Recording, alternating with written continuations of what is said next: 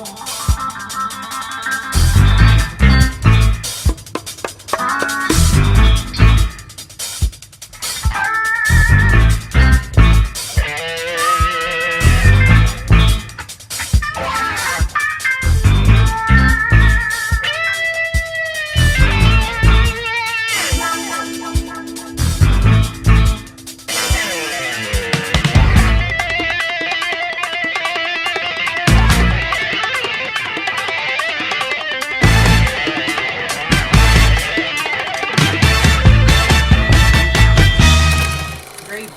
I am happy to be before you on today. It is your girl, Miss Motivational Mogul Mindset, Avis Cherie, the Inspire. What's happening?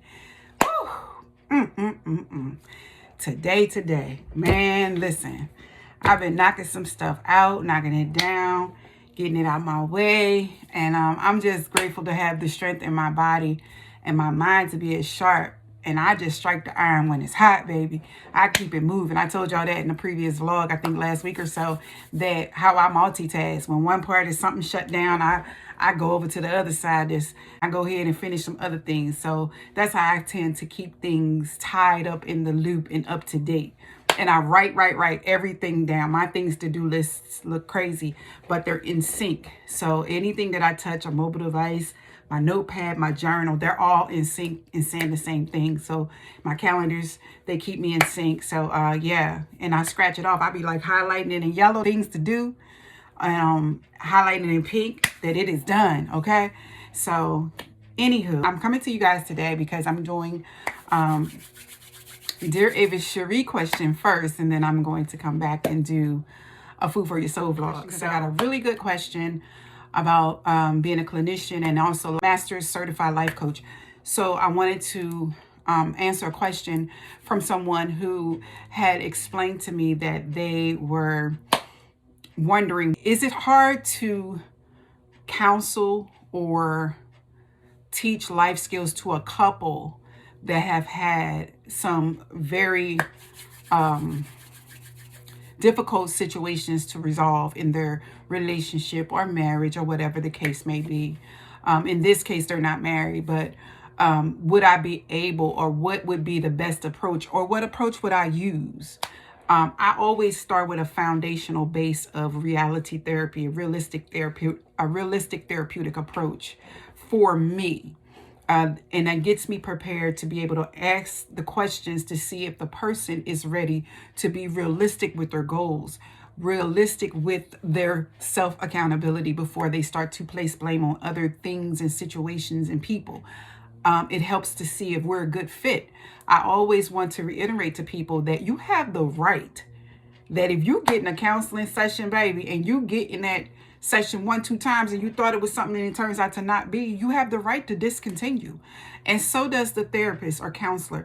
They have the right and they have the mandate to make sure that you're getting what you need and deserve. So if they get involved and they think it was one thing, then they start to peel back the layers and find out it is something that is out of their expertise or their niche, then you can get a great referral to go somewhere else. And it's not about a personal issue. It's not about them not liking you. It's about the fact that you want to be a compatible match so that you can move forward, not have any feelings stored up amongst one another or against one another. It's actually your an empowerment tool to assert your right to get a best fit for your therapeutic approach. Okay. So what I would do, if someone reached out to me for coaching wounds to wins, I first want to be clear on what that would be with them. I would tell them my gamut of services and my array of services that I offer, and if that's something that they feel that they can benefit from. And then I would take an self-inventory assessment as well as some mental health assessment and some other tools we use. And then I would have them identify for me what it is they're coming from. Now, being unbiased or being biased, sometimes men think we're going with the woman because we're women, or sometimes the women are insecure and think we're yes, and an amen and everything that dudes say. Child, that ain't the case with your girl, because I have to not sell myself, but I have to pitch with confidence that I am the ideal accountability coach. Just like my sons, I'm going to give you an example. And if one of their significant others, partners, call me about an issue, which they don't usually do, they don't get me involved unless it's absolutely necessary. I have to come as a woman first, right? I have to show up as a female of understanding. Then I have to show up as, you know better. You know I raised you better. I'm your mama. But to that female who, to not break confidence and security and having a safe place for her to even want to call me, I have to show up as who I am. So before I was a mother, I was a woman. Okay? So if it's something that I can identify with, I'm going to make sure that safe place is secured with that female so they feel that there's no bias because it's my son. And on the flip side of that, I raise my sons to know that you're going to be men, and that there are entanglements and there's situations that arise in every relationship that might bring you out of character, in character. Y'all might not have known that this would piss each other off, whoop-de-woo. Things come up in every situation of every marriage, relationship, or whatever as you go along and really truly find out who each other's are and what each other's irks are amongst each other, right? So I just hold my sons. It's easy for me to hold them accountable as being men. But then I have to see what men that they have been raised by or principles and behaviors they've seen exemplified once they left the home, once they left their family, their father. It's whatever situation they grew up in, right? But for me, what did you see in the house? If you see me being respected, you gonna respect this woman. If you ain't see me get my behind with, don't put your hands on. You know, it goes down a list. For me, I can only report about what my mandate on my boys are. And if it's anything other than that, they silent in the corner over there being quiet because it's mute to me because you wasn't raised like that. So I'm getting off tangent, but I'm giving you an example of how I approach everything that I do with reality therapy. So once we identify that I'm somebody that can be open-minded enough, experienced enough, and have enough life experiences and education to kind of, mesh everything together and steamroll this thing along, then you establish trust. So establishing trust in a couple's dynamic is bringing them both forth and being an active listener, not reactive. Being an active listener is very key because they're watching my mannerisms and behaviors and how empathetic and how my emotions are to one person versus the other.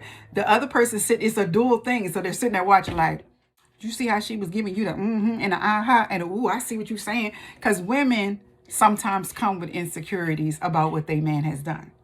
Knowing that the therapist or the counselor don't know jack about it until they open their mouth. They come with a perception of other women, and what the mannerisms mean. So we have to hold ourselves accountable and intact for being down to earth. Well, I do. I ain't gonna say we. I hold myself accountable for being your sister, auntie around the corner. Yeah. Okay. I'm not here for that. Okay. If you came in with your problem, you're gonna leave with your problem. I don't want your problem. Okay. It's also a good thing that I'm married. You know what I'm saying? Because then they feel more comfortable that, yeah. So it's all these things that go on when you do one-on-one counseling or couples counseling or anything like that. So from there, you would develop trust amongst them both. And then it starts to allow them to identify what the issue is, try to pinpoint it, resolve, and start to focus on peeling back the layers. And then at some point, to be honest, there is a high likelihood that you'll branch off and do individual counseling, whether it's with me or whether each of you find someone else or one of you stay with me and the other one say, okay, it's beneficial. I like her. I'll go get my own to work on my own issues. And then we rejoin maybe 6 weeks out, 4 weeks out, however long it takes for the treatment. That helps because then that gives you a safe place to identify with your issues, and maybe some things that haven't come up in your relationship that you just want to focus on, that that dead weight and that baggage that you've been walking around with. You know what I'm saying? That baggage that you've been walking around with that you were too afraid to share with anybody, that's affecting your relationships, male and female. It doesn't matter. Sometimes it takes you getting your undivided attention needs met to be able to establish healthy boundaries, healthy relationships, and move forward, and to be honest and transparent with the person that you're with. And frankly, I think that's a great benefit of knowing yourself and being self-accountable, because you start to feel this urge and unction to, want to get this stuff, want to purge, get it thrown up out of you, get the toxins, the funk off of you. You know what I'm saying? Like you sitting there like, oh, I wish I could tell what I want to tell something, but here. At some point, a wise counselor with couples will branch off and meet with the both of you individually. And it may be sooner in the process than later. You might get to your second or third session and the counselor be like, now I see when Ike be looking at Tina, that Tina lips be tight. And she don't want to really say what's going on in this house. Now, as the therapist or the clinician or the life coach, we got to make sure everybody's out of harm's danger. That's number one. There's no self-harm and there's no harm to others. So we're peeping in and everything. We're jotting down like, listen, I see when Ike over there giving you the look, he don't want you to let him know he going upside your head, and or he lying, or she's going upside his head, she lying. You know what I'm saying? So we have to do a dual thing. And then from there, to be a safe place to, again, be transparent and get the healing and the proper resources and things that you need. We will all agree. Nobody's telling you, you going to do this, no, we can recommend it. But if we highly recommend it and put that pressure on you, it's something that we see that, okay, you need to take the earplugs out your ears so you can hear people telling you about you, because you don't hear nothing about nobody else, but everybody else is doing everything to you. If it's something like that, then that's the time where we need to revisit whether or not we're a good match, whether or not you're willing to take down the blinders off of your eyes and the plugs out of your ears and hear growth, the potential to dismantle what you've always thought about yourself or people and try to start something new to get a new result, okay? Because I'm sure it's not the first time you've heard it.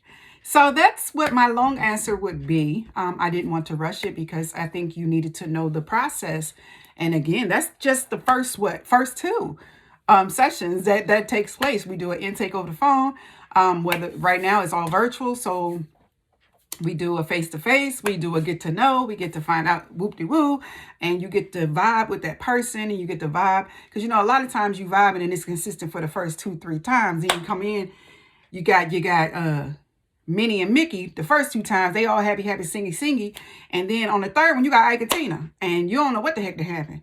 So, yeah. Along with that is the tools. I ask if the people mind if I pray with them. If they ask for prayer, I pray. But before I go into anything, I pray for clarity. When it's scheduled and it's coming up on my calendar, I'm praying when I speak to people. I'm praying at the sound of their voice, because you can schedule something and then things happen in between and you have just been thrown off course. So, yeah, that's what I would say, how I would handle couples therapy. And a big part before I go, confidentiality. Even with that, what is shared amongst the two of you is confidential in that room. It's not to be used as weapons against one another. You don't weaponize one another's triggers, hardships, traumas, stuff like that to use to make you feel better about not doing what you need to do and doing your work, right? No. So in that session, we would clearly establish confidentiality and ethical guidelines and ground rules. And you would sign off to that. And that's a part of respecting one another's process, of respecting the counseling and therapeutic environment, right? Then when you separate, what's for you is for you unless you disclose, but what's for y'all when you do your individual, we come back with mutual homework to try to see who will not try. We take out try out our vocabulary at all times. So the goal for that is to come back and see who really does the work once they identify the issue. So you can't just say, oh, we went over here individual, he had me doing that, she had me doing that, but they didn't meet back up. We need to see who really took the time to digest what was going on in these sessions and to apply it to their everyday life and to do the homework to come back to say, this is gratifying, this feels good, this has created change in the environment. Now, if you have one person that it does not create change for, who did not make an attempt, then we have to revisit why he or she is in this session and what do they truly want. And how many times have they tried this before and it was to no avail or no outcome, or they didn't put in the work? Yeah, be surprised. Some people just don't want to do the work, and they've heard everything that counselor is saying to them before, and they already know in their mind whether or not they're going to do the work or not. And so that's when deadlines, timelines, giving people no option to do yay or nay, that's when that starts to clamp in, and you have to give them an ultimatum. And yeah, so I hope that answers your question. I feel great about that answer, and I feel great about that topic, because I love doing what I do. I used to love doing it when I worked for others. So I really love and I enjoy behavioral sciences, compulsive addictive behavior, psychology. I love that stuff because I love making this world a better place. And on my watch anyway, I'm not perfect at all, but I transcend light and understanding. And I will get in the trenches with anyone that desires to do their work and be the best idea accountability coach you ever had. All right. So I'm going to go off and do my Food for Your Soul vlog. Catch me on the next video. And until next time, God's love and God's peace to you all. It's your girl, Avis Cherie. Take care.